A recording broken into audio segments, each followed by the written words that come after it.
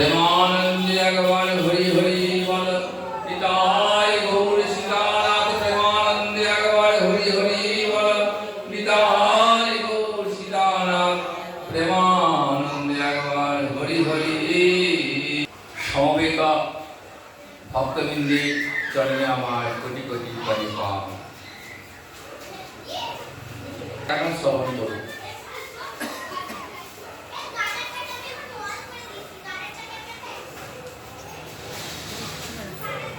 বিদগ্ধ মাধব নাটকে রূপ গোস্বামী বলছেন যে হরিকথা নিজে যেমন শুভ্র তেমনি অপরকেও শুভ্র করে দেয়। শুভ্র মানে সাদা। যারা হরিকথা শ্রবণ করেন তাদের হৃদয়টি শুভ্র অর্থাৎ সাদা হয়ে যায়, নির্মল হয়ে যায়। তার প্রমাণ শাস্ত্র দিচ্ছে।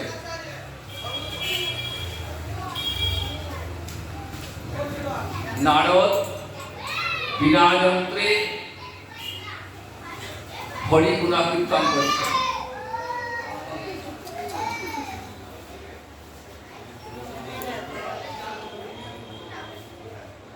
নারদ মুনি বিনা যন্ত্রে হরি গুণাকীর্তন করছেন।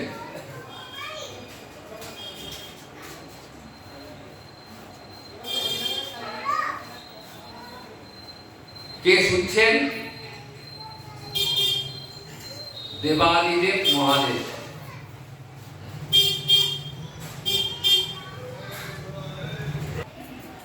বলরাম শুনছেন।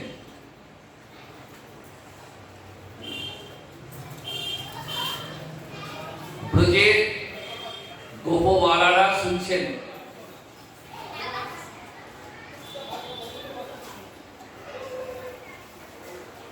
যমুনা দেবী শুনছেন। এই শুনতে শুনতে তাদের কেমন পরিবর্তনটা এসে দেখুন। হরিকথা কেউ যদি মন দিয়ে শ্রবণ করে তার পরিবর্তনটা কেমন হয় দেখুন।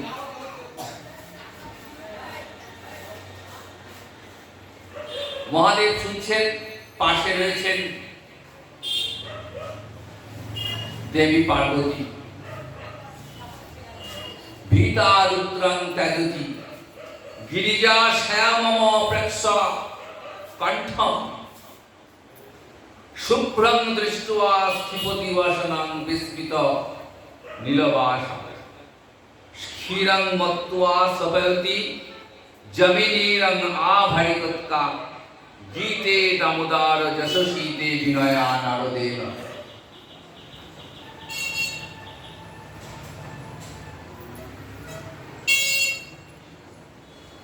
মহাদেবের পাশে বসে রয়েছেন দেবী পার্বতী গিরিজা, হিমালয়ের কন্যা, তাই দেবী আর এক নাম গিরিজা।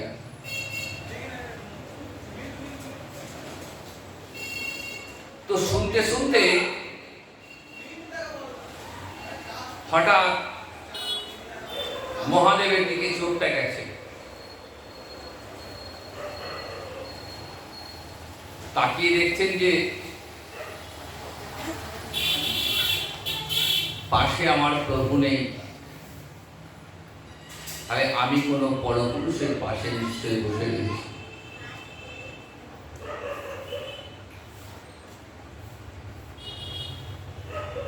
অর্থাৎ হরিকথা শুনতে শুনতে নীলকণ্ঠ মহাদেব তার কণ্ঠখানি স্মৃতিকণ্ঠ সাদা হয়ে গেছে। মহাদেব ছিলেন নীলকণ্ঠ। মহাদেবকে বলা হয় নীলকণ্ঠ কারণ সমুদ্র মন্থনের সময়, সমুদ্র মন্থনের ফলে যে কালকূট বিষ উঠেছিল, সেই বিষ তিনি ভগবান শ্রী বিষ্ণুর আদেশে কণ্ঠে ধারণ করেছিলেন।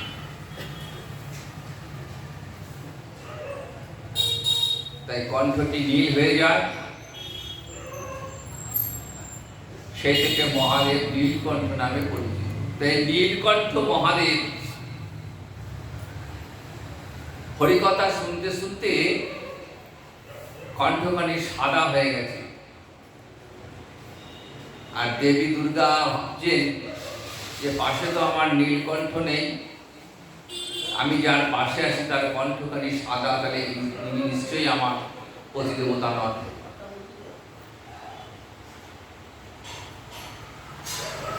মনে মনে ভাবছেন আমি পরপুরুষের পাশে বসে আছি তো, তাই সঙ্গে সঙ্গে স্বামীকে ত্যাগ করলেন।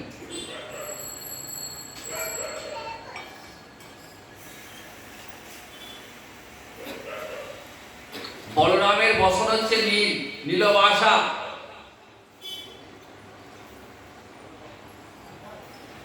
বলরাম নীল বসন করে, বলরামের প্রিয় বসনটা হচ্ছে নীল।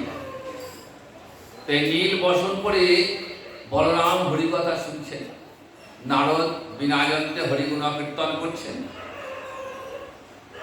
হরে কৃষ্ণ কৃষ্ণ কৃষ্ণ হরে হরে, হরে রাম রাম রাম হরে হরে। এই হরিনাম হরিকথা শুনতে শুনতে বলরামের অঙ্গের যে বসনখানি, সেই বসনখানি সাদা হয়ে গেছে। নীলবাসা বলরাম, তার অঙ্গের বসনটি সাদা হয়ে গেছে। কারণ হরিকথা নিজে শুভ্র, আবার যারা শ্রবণ করে তাদেরকেও শুভ্র করে দেয়। তো বলরাম হঠাৎ নিজের বসনখানি দেখছেন, এটা তো আমার বসন নয়, তাহলে আমার নীল বসনটা কোথায় গেল? সঙ্গে সঙ্গে বসনটা ত্যাগ করেছে।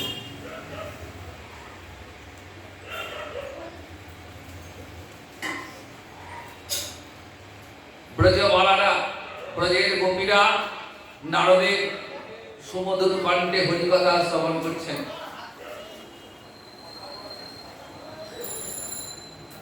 যমুনা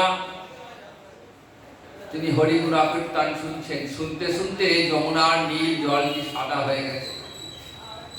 আর ব্রজবালারা গেছেন যমুনায় জল আনতে। দেখছেন যমুনার জল আর জল নেই, যেন দুধ হয়ে গেছে, দুধের মতো সাদা হয়ে গেছে। ব্রজবালারা ভাবছেন ভালোই হলো, আজকে আর আমাদের গাভী দহন না করলে হবে, আজকে আমরা যমুনা থেকে দুধ নিয়ে যে সেই দুধ দিয়ে উনুনে ফোটাবো। এই হরিকথা শুনতে শুনতে দেখুন এক একজনের এক এক রকম ভাবের উদয় হয়ে গেছে। তাই হরিকথার এমনই মহিমা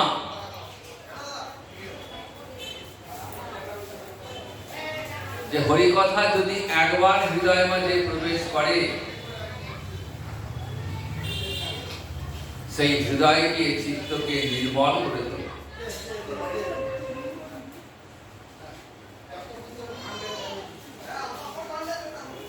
জ্ঞান, যোগ, তপস্যা এই সমস্ত সাধনের দ্বারা কিন্তু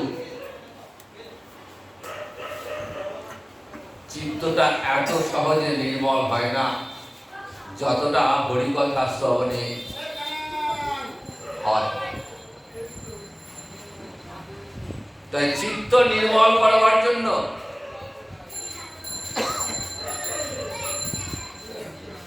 চিত্ত শোধন করবার জন্য একমাত্র হরিকথা শ্রবণই হলো সর্বশ্রেষ্ঠ সাধন।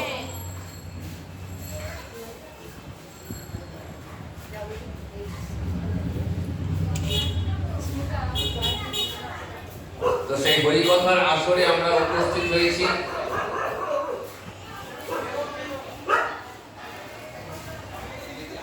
হরিকথা শ্রবণ করে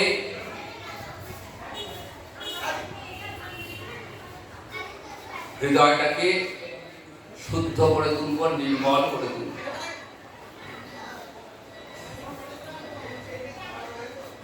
আজকের দিনটা আমার অতি পবিত্র।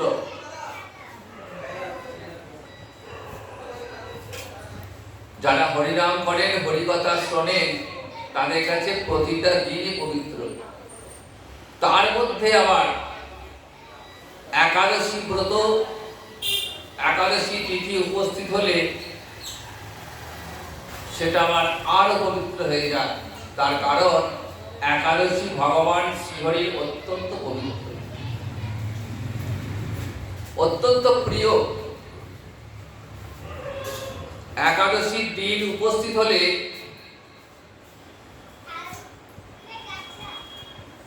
স্বয়ং ভগবান ভক্তের সঙ্গে মিলনের জন্য কাছাকাছি চলে আসেন। ভক্ত সাধন করে ভগবানকে পাওয়ার চেষ্টা করে, অথচ দেখুন স্বয়ং ভগবান চলে আসছেন ভক্তের কাছে। তাহলে একাদশীর মতো পরম পবিত্র তিথি জগতে আর দ্বিতীয় নেই। একাদশ্যাং মহাপুণ্যা সর্বপাপ প্রণাশিনী ভক্তেশ্ব জীবনে কৃষ্ণ পরমাত্ম পবিত্র। একাদশী এমন এক মহাপুণ্য তিথি, এমন পবিত্র তিথি যে একাদশী ব্রত পালন করলে সমস্ত পাপ নষ্ট হয়ে যায়। সর্ব পাপ ও প্রণাশিনী, সমস্ত পাপ ধ্বংস করে দেয়।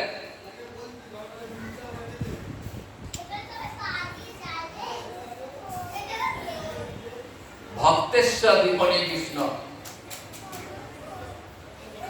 শুধু পাপ ধ্বংসই করে না, হৃদয়ে হরিভক্তির উদ্দীপন জাগ্রত করে। একাদশী ব্রত পালন করলে হরিভক্তি লাভ হয়। আর কি হয় বললেন? পরমার্থ গতিপ্রদা, পরমার্থ দান করে। ধর্ম, অর্থ, কাম, মোক্ষ এই চারটি পুরুষার্থ ছাড়াও পঞ্চম পুরুষার্থ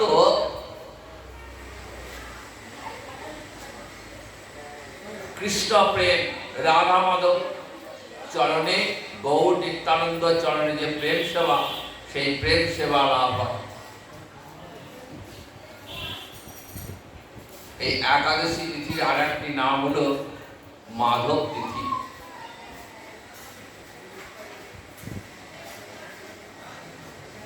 আবার হরিবাসর তিথিও বলা হয়। বাসর শব্দের অর্থ দিন। যে দিন বা তিথি ভগবান শ্রীহরির অত্যন্ত প্রিয়, সেই দিনটি হলো হরিবাসর।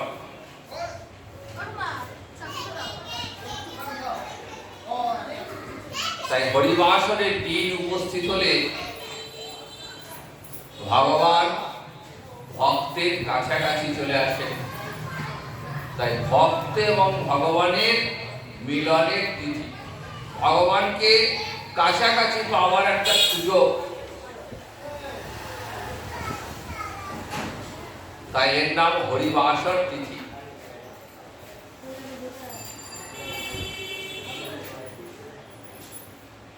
হরিভক্তি বিলাসে সনাতন গোস্বাই পাদ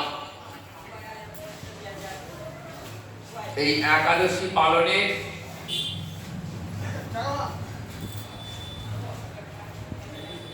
বিধান খুব সুন্দরভাবে তুলে ধরেছে। প্রতি মাসে দুটি করে একাদশী রয়েছে, একটা কৃষ্ণপক্ষে এবং একটি শুক্লপক্ষে। এছাড়াও 8টি মহাদ্বাদশী তিথি রয়েছে। তো এই একাদশী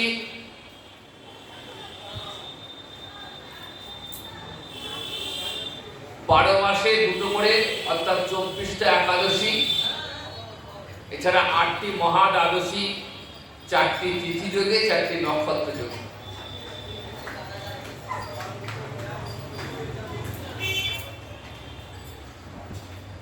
তো এই মহাদ্বাদশী ব্রত যদি তিথি পড়ে মহাদ্বাদশী, সেক্ষেত্রে একাদশী পরিত্যাগ করে মহাদ্বাদশী পালন করতে হবে। যেমন দেখুন, আজকে কিন্তু মহাদ্বাদশী তিথি। একাদশীকে গতকাল পার করেছি, যে একাদশীর নাম পাণ্ডব নির্জলা একাদশী। কিন্তু একাদশী করলেও আমরা কিন্তু একাদশী ব্রতটা কাল পালন করিনি, আজকেই পালন করেছি। দেখবেন বৈষ্ণব শাস্ত্রে, বৈষ্ণব পঞ্জিকাতে আজকে একাদশী পালনের বিধান, অর্থাৎ মহাদ্বাদশী পালনের বিধান দেওয়া হবে। তাহলে মহাদ্বাদশী কেন পালন করছি? প্রতিটি তিথির মান হচ্ছে 60 দণ্ড, কিন্তু একাদশীর মান হচ্ছে 64 দণ্ড। যদি এই 64 দণ্ড পার করেও একাদশী থেকে যায়,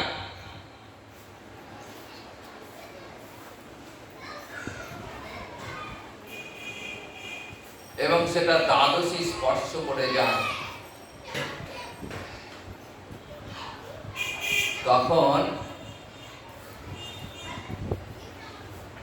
মহাদ্বাদশী প্রাপ্ত হয় এবং এর নাম উন্মিলনী মহাদ্বাদশী।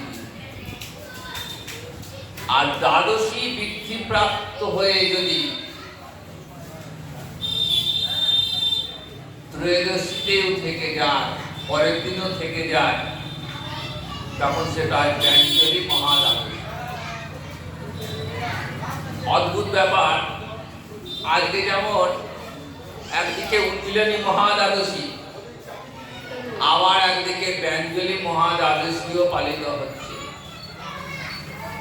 এটা কেন হয়? এটা সূর্যোদয়ের সঙ্গে এই তিথিটা জড়িত। বৃন্দাবনে আজ জ্ঞানজলি মহাদ্বাদশী পালিত হচ্ছে, কিন্তু আমাদের এখানে আমরা উন্মিলনী মহাদ্বাদশী পালন করছি।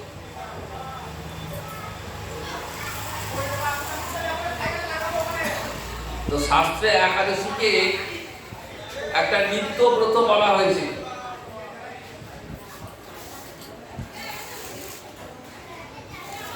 নিত্যব্রত কেন বলা হয়েছে? নিত্যব্রতের 4টি লক্ষণ। যে তিথিটা ভগবান শ্রীহরির প্রিয়, যে ব্রত পালন করলে ভগবান প্রীত হন, সন্তুষ্ট হন, সেটি হলো নিত্যব্রত। তাই একাদশী ব্রত পালনে ভগবান সন্তুষ্ট হন, খুশি হন, প্রীত হন। যিনি একাদশী ব্রত পালন করেন, ভগবান তার প্রতি প্রীত হন।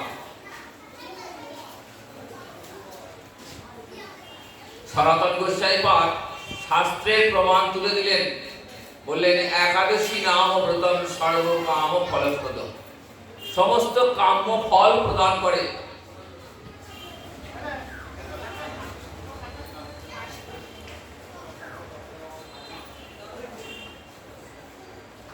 আমাদের তো কামনার শেষ নেই,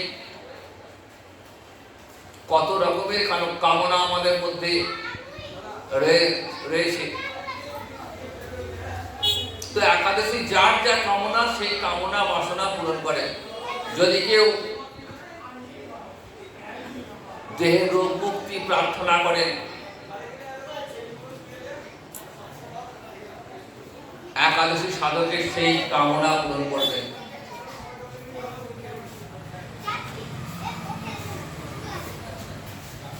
যদি কেউ সংসারে শান্তি আনার জন্য একাদশী ব্রত পালন করেন, সেই ব্রত পালন করলে সংসারে শান্তি ফিরে আসবে। দুষ্ট গ্রহের প্রভাব থেকে মুক্তি লাভ করতে চাইলে যদি কেউ কামনা নিয়ে একাদশী ব্রত পালন করেন, একাদশী সাধকের সেই বাসনাও পূর্ণ করবে।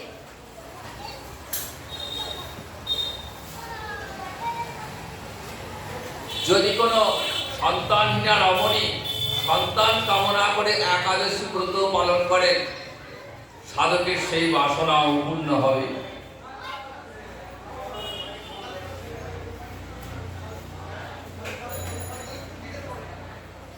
এতে গেল কাম্য ফল। এর উপরেও রয়েছে রাধা গোবিন্দ চরণে প্রেম সেবালা। যদি কেউ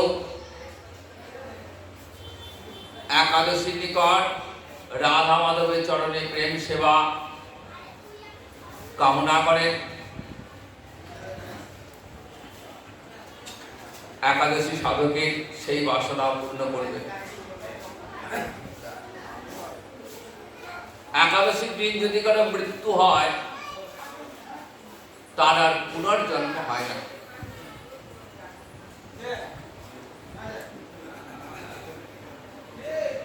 যেহেতু একাদশী নিত্যব্রত, তাই ব্রতের ফল হচ্ছে নিত্য,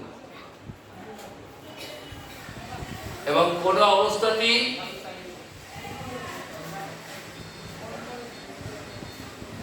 এই ব্রত লঙ্ঘন করা যাবে না। জন্মা শৌচ, করোনা শৌচ বা যে কোনো অশৌচই হোক না কেন, যেহেতু নিত্যব্রত, তাই একাদশী ব্রত কিন্তু কখনো পরিত্যাগ করা যায় না।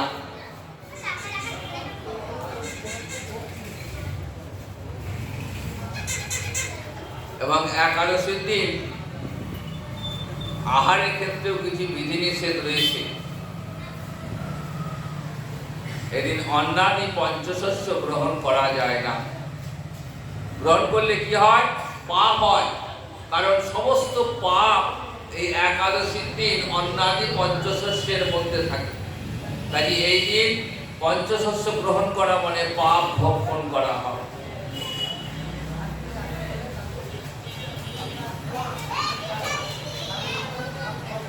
তাহলে কেমন করে পালন হবে? বললেন নিরম্ব উপবাস, শাস্ত্রের বিধান একদম নির্জলা উপবাস।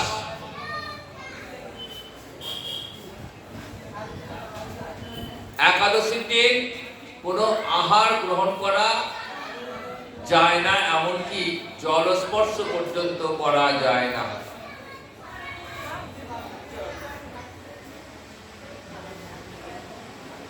কিন্তু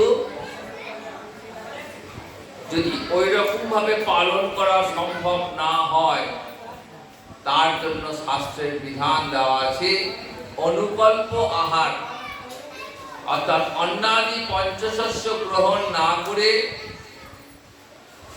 সামান্য কিছু আহার গ্রহণ করে শরীর সুস্থ রাখার জন্য অনুকল্প আহার গ্রহণ করা যেতে পারে। সেক্ষেত্রে ব্রত লঙ্ঘিত হবে না।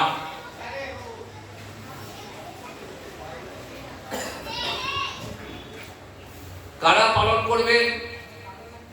শাস্ত্রে বলছে 8 থেকে 80 বছর বয়সের যে কোনো নরনারী, আবাল বৃদ্ধ বনিতা, গৃহী সন্ন্যাসী বানপ্রস্থী, ধনী দরিদ্র চণ্ডাল, সমস্ত বর্ণের সমস্ত বর্ণের মানুষ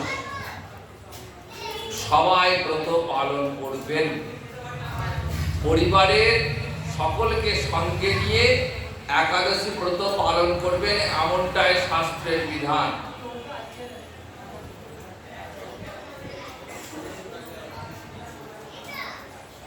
তো এই একাদশী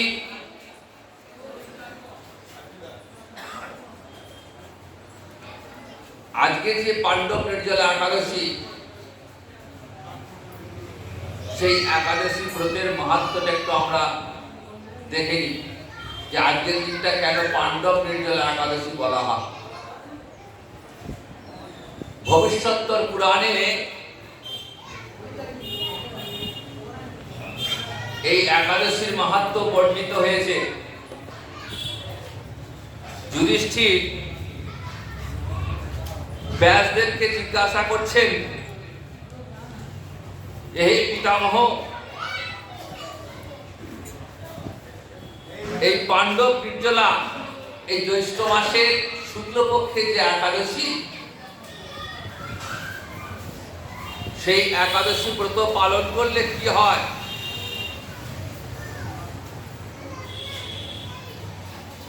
ব্রহ্ম বৈবর্ত পুরাণে ভীমসেন ব্যাস সংবাদে এই একাদশী ব্রতের মাহাত্ম্য বর্ণিত হয়েছে। ব্যাসদেব যুধিষ্ঠিরকে বলছেন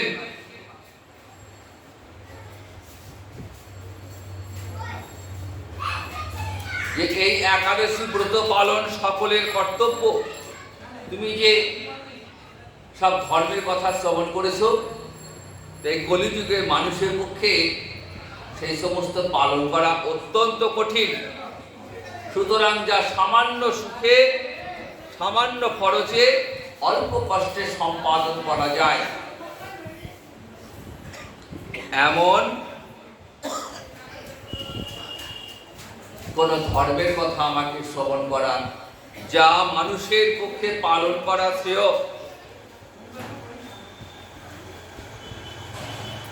তখন ব্যাসদেব যুধিষ্ঠিরকে বলছেন, উভয় পক্ষের একাদশীর দিনে ভোজন না করে উপবাস করবে। ভোজন করতে বারণ করলেন। দ্বাদশীর দিনে স্নান করে নিত্যকৃত্য সমাপনের পর ভগবান শ্রীহরির অর্চনা করবে। অর্চনান্তে ব্রাহ্মণ বৈষ্ণব ভোজন করিয়ে ব্রতের পালন করবে। সেখানে ভীমসেন উপস্থিত ছিলেন। ভীম শোনার পর বলছেন যে হে পিতামহ, আমার ভাইরা সকলেই এই একাদশী ব্রত পালন করে, কিন্তু আমি পারি না। আমার ক্ষুধার এমন জ্বালা যে আমি ক্ষুধা সইতে পারি না, তাই আমার একাদশী ব্রত পালন আর করা হয়ে ওঠে না। কারণ আমার মধ্যে, আমার উদরে বৃক নামক এক অগ্নি রয়েছে,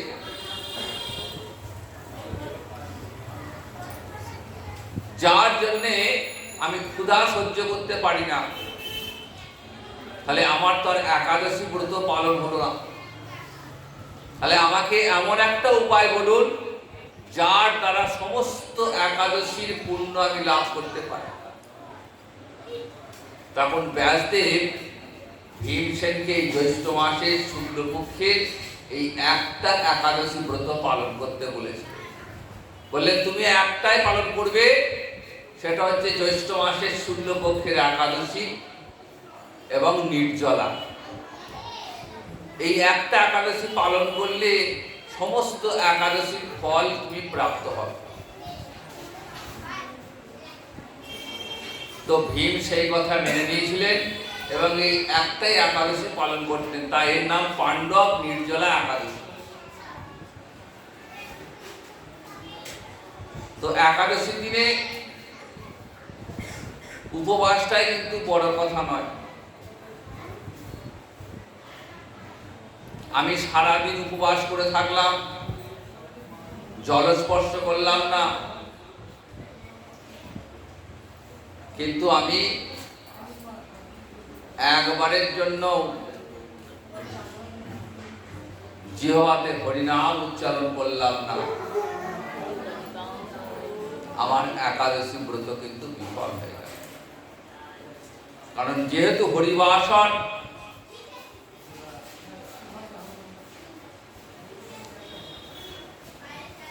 শ্রীহরির অত্যন্ত প্রিয় তিথি, তাই একাদশীর বিধানটা হচ্ছে হরিনাম সংকীর্তন। শ্রীমান মহাপ্রভু এই হরিবাসর তিথি উপস্থিত হলে শ্রীবাসঙ্গনে ভক্তবৃন্দকে সঙ্গে নিয়ে সারা রাত হরিনাম সংকীর্তন করতেন। কেন? আমরা যেমন বিবাহ বাসর দেখেছি, বিবাহ বাসরে কি হয়? বিবাহের পর বাসর জাগা হয়। বর কনেকে নিয়ে উভয় পক্ষের আত্মীয় স্বজন সারা রাত্রি জাগরণ করে নাচ গানের মধ্য দিয়ে রাত্রি অতিবাহিত করে। ঠিক সেরকম হরিবাসর মানে ভগবান শ্রীহরির প্রিয় তিথি দিন। তাই এই দিনটা আমরা ভগবান শ্রীহরির প্রীতির জন্য সারা রাত হরিনাম সংকীর্তনের মধ্য দিয়ে অতিবাহিত করা হয়। রাত্রি জাগরণ, হরিনাম সংকীর্তনের মধ্য দিয়ে রাত্রি জাগরণ। এদিন হরিনামে সংখ্যা বাড়াতে হবে, মালার জপের সংখ্যা বেশি বেশি করে মালা জপ করতে হবে। যত বেশি মালা জপ হবে, যত বেশি মন ভগবানের দিকে আকৃষ্ট হবে, ততই ক্ষুধার আকাঙ্ক্ষাটা অনেকটা নিবৃত্ত হয়ে যাবে হরিনামের মধ্যে দিয়ে। এই হরিনাম হল কলিযুগের প্রধান ধর্ম। 4 যুগের 4টে ধর্ম।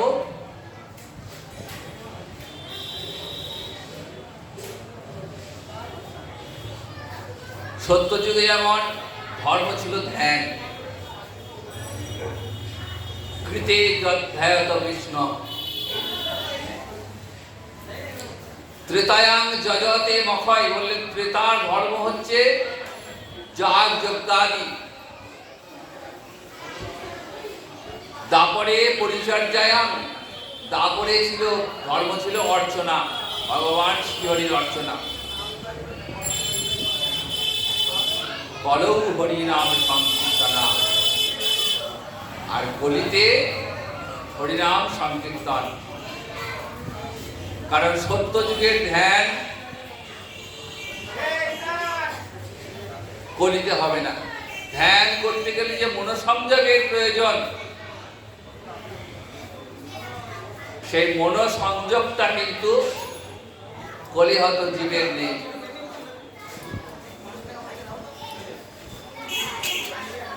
তাই কলিতে সত্য যুগের ধ্যান হবে না।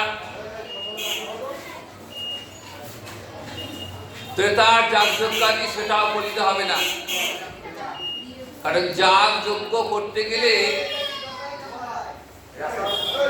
যে সমস্ত উপকরণের প্রয়োজন হয়,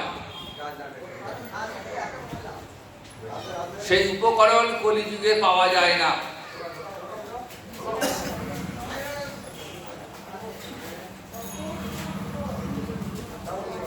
তাই ত্রেতা যুগের ধ্যান যজ্ঞ কলিতে হবে না। আবার পরিচর্যা অর্চনা করতে গেলে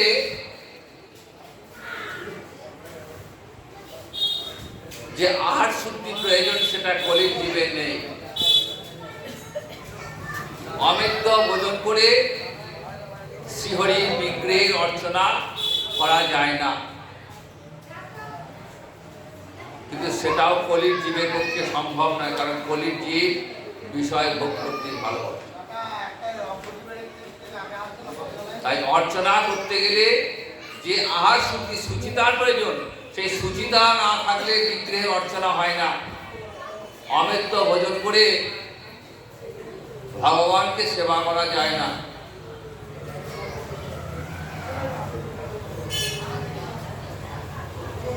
তাহলে একমাত্র উপায় হরিনাম সংকীর্তন। তাই কলির জীবের জন্য মহাপ্রভু নিয়ে এলেন সব থেকে সহজ সরল এক ধর্ম, যে ধর্ম পালন করতে কারো কোনো বাধা থাকবে না।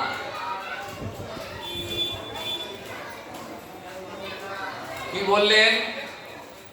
বললেন কলির জীব তোমরা কোনো পালন তোমরা করতে পারবে না। তাই তোমাদের জন্য একটাই বিধান, ঘরে বসে হাত তালে দিয়ে হরিনাম সংকীর্তন।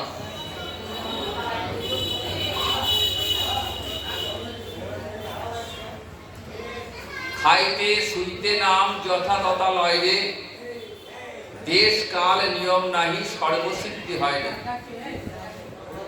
কেমন নামের মহিমা দেখুন, বলছে তোমরা যেখানে খুশি যেভাবে খুশি একটু হরিনাম করো। হরে কৃষ্ণ কৃষ্ণ কৃষ্ণ হরে হরে, হরে রাম রাম রাম হরে হরে। একটু ঘরে বসে একটু হরিনাম করো। কোনো নিয়ম নেই, কোনো বিধান নেই, কোনো সুচিতার প্রয়োজন নেই। যখন যেভাবে পারবে যেভাবে খুশি একটু হরিনাম করো। তাই কলিযুগে দেখুন মঠে মন্দিরে গৃহে গৃহে সর্বত্র হরিনাম যজ্ঞের আয়োজন। কলিযুগে কোনো যজ্ঞ, অন্য কোনো যজ্ঞ নেই, কারণ অন্য কোনো যজ্ঞ কলির জীবের জন্য নয়। সেটা সত্য যুগে ত্রেতা যুগে দাপরে ছিল, কিন্তু কলির জীবের জন্য বিধান একমাত্র হরিনাম সংকীর্তন।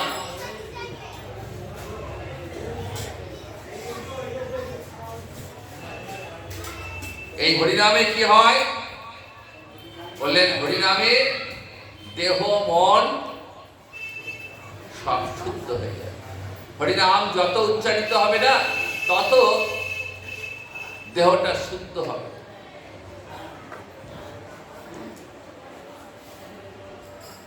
এই হরিনাম করতে করতে করতে করতে আস্তে আস্তে নামে যখন রুচি জন্মাবে, তখন ভগবান শ্রীহরিতে আসক্তি জন্মাবে।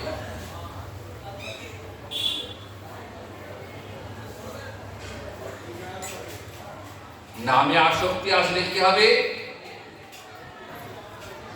কৃষ্ণ ভজনের ইচ্ছা জাগ্রত হবে। ভজনের ইচ্ছা জাগ্রত যেই হবে, তখন গুরুরূপী ভগবান জীবের কাছে পৌঁছে যাবেন, তাকে ভজনের উপদেশ দান করবেন। কেমন করে কৃষ্ণ ভজন করতে হয় সেই ভজনের উপদেশটা শেখাবেন। আর এই গুরু মন্ত্র, গুরু কৃপা যে লাভ হয়ে গেল, জীবের মঙ্গলের দরজা চিরকালের জন্য খুলে গেল। আর পিছন ফিরে তাকাতে হবে না। কত জন্ম ঘুরেছি, ৮৪ লক্ষ জীব দেহে কত কর্মফল ভোগ হয়েছে, তারপর এই মানব দেহ লাভ হয়েছে। আর এই মানব দেহ লাভের উদ্দেশ্য হলো কৃষ্ণ ভজন করা, হরিনাম। তা শ্রী গুরুদেব আমাদের কৃপা করে এই নামের উপদেশ দান করেছেন। এই পূর্ণ একাদশী তিথি, এই একাদশী তিথিতে হরিনামটাই হচ্ছে শ্রেয়। তাই আসুন আমরা আজ একটু হরিবাসরে, হরিবাসর এর মধ্য দিয়ে আমরা আজ এই একাদশী ব্রতের পালনটা করব।